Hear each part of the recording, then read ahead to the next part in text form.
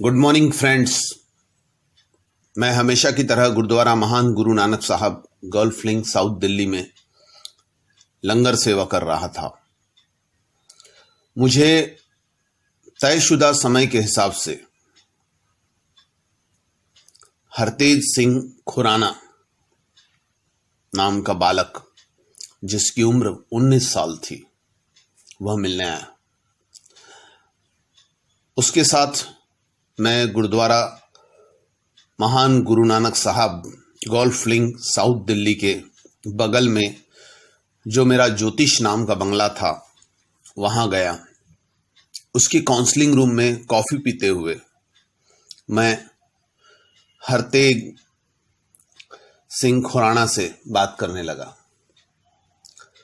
हरतेज ने मुझे बताया कि उसका जन्म 13 जनवरी 2001 का है और 13 तारीख जैसा उसने पढ़ के रखा था इंटरनेट पे।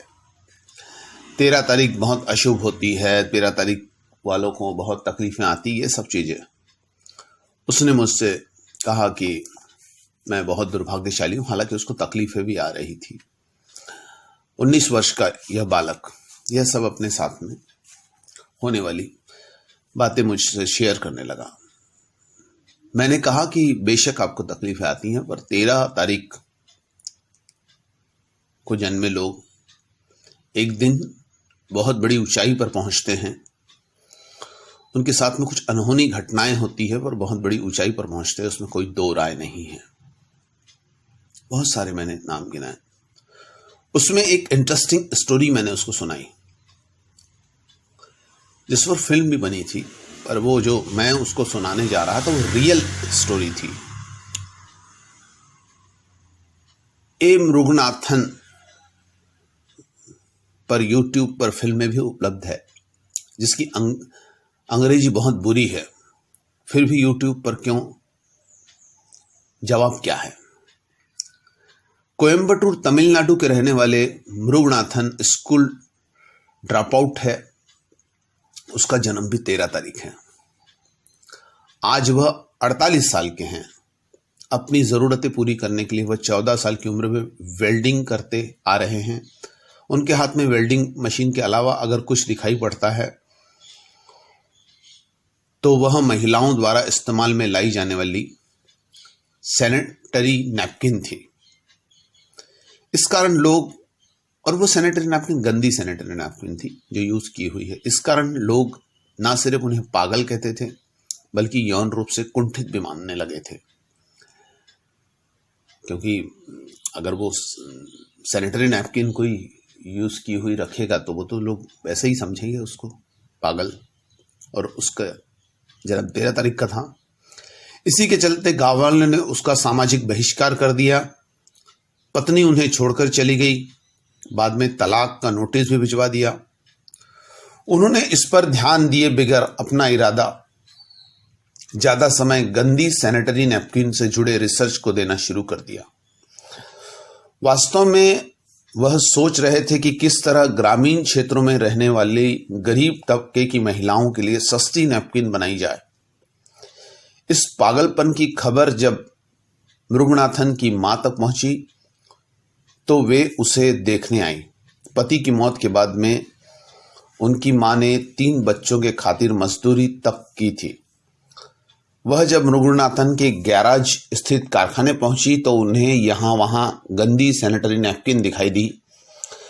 वह अब तक मृगनाथन से जुड़ी बातों को कोरी अफवाह ही मानती आ रही थी, लेकिन अपनी आंखों से सब कुछ देखने के बाद वह फूट फूट कर रोई। मृगनाथन को मलानतें भेजने के बाद वह उनसे हर तरह से संबंध खत्म कर वापस लौट गई। मृगनाथन अकेले दम किसी तरह जिंदगी जीते हुए अपनी रिसर्च पर जुड़े रहे। उन्होंने कोयम्बटूर में स्थित विभिन्न टेक्सटाइल मिलों द्वारा बनाई जा रही सूत को लेकर अपना अनुसंधान जारी रखा। अतः एक दिन उन्होंने अपनी सोच के मुताबिक सैनिटरी नैपकिन बनाने में सफलता प्राप्त कर ली। इसके परीक्षण के लिए उन्होंने अपनी पत्नी और बहनों से आग्रह किया, जिसे उन्होंने 2 टूक शब्दों में ठुकरा दिया। इस इलाके में स्थित मेडिकल कॉलेज की छात्राओं के पास गए, लेकिन उन्होंने भी लोक लाज के भय से इनकार कर दिया। अतः मुरुगनाथन उन मेडिकल छात्रों से के बजाय कॉलेज के बस स्टैंड पर मिले, उन्हें पूरी बात बताई और परीक्षण में शामिल होने के साथ एक प्रश्नावली भरकर देने का आग्रह किया। परीक्षण के परिणामों के आधार पर मुरुगनाथन एक पोर्टेबल वेल्डिंग मशीन बनाई। उस मशीन के जरिए मुरुगनाथन ने लकड़ी के गुदे से सूत तैयार किया और फिर अपने फार्मूले से बेहद सस्ती दर पर सैनिटरी नैपकिन तैयार की। मुरुगनाथन को अपनी इस खोज के कारण लोकप्रियता तब मिली जब उन्होंने अपनी इस रिसर्च और इसके परिणामों के आकलन के लिए प्रोजेक्ट IIT मद्रास भेजा। यह 2005 की बात है और उसके बाद में मुरुगनाथन ने पीछे मुड़कर नहीं देखा। स्थापित ब्रांड से जुड़ी सैनिटरी नैपकिन का निर्माण करने वाली मशीन की लागत 1.5 करोड़ रुपए है, जबकि मुरुगनाथन द्वारा तैयार मशीन महज 1.5 लाख रुपए में पड़ती है। वह अब तक 600 मशीनें बेच चुके हैं और प्रत्येक मशीन की बिक्री पर 5% कमीशन लेते हैं। 2009 में ग्रास रूट इंजीनियरिंग इनोवेशन के वर्ग ने उन्हें पूर्व राष्ट्रपति प्रतिभा पाटिल ने सम्मानित किया है। अगले माह लेक्चर के लिए वो विदेश यात्रा पर जाने वाले हैं। मूल बात यह है कि अगर कुछ पाने के लिए आप दृढ़ संकल्प है तो भले कितनी भी रुकावटें क्यों ना आए, निर्धारित लक्ष्य पाने में कोई रोक नहीं सकता। 13 नंबर वाले लोग इसी तरह से लोगों द्वारा लताड़े फटकारे जाते हैं और जब वो सफलता की उच्च सीढ़ियां चढ़ते हैं तो लोग उसके साथ खड़े होते हैं। आप